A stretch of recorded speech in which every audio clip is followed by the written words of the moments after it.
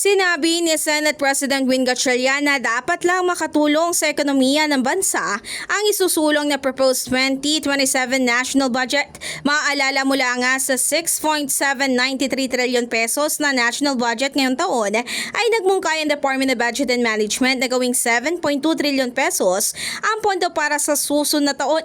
Bagay na 6% mas mataas nga kumpara ngayong taon. Ayon kay Gatchalian, bukod sa pagbibigay daw ng prioridad sa programang magpapataas ng kalidad ng buhay, katulad nga ng infrastruktura, edukasyon at maging kalusugan, ay kailangan din matiyak na ang national budget na gagamitin nga sa susunod na taon na hindi raw maabuso o magagamit lang dapat ito sa kapakanan ng bawat mamayang Pilipino.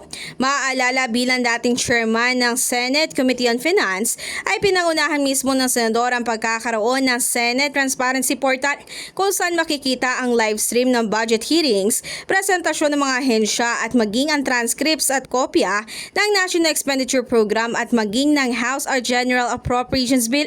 Kaugnay nga ng usaping ito, sinabi ni Gatchalian na nagkausap na sila ng bagong chairman ng Senate Committee on Finance na si Senator J.V. Ejercito at napag-usapan daw nila na itutuloy lang nila ang prosesong ito at maging ang pagsasapubliko ng naturang BICAM deliberation. In the heart of changing lives, ako si Brigada Ann Cortas ng 105.1 Brigada News FM Manila, the Music News Authority.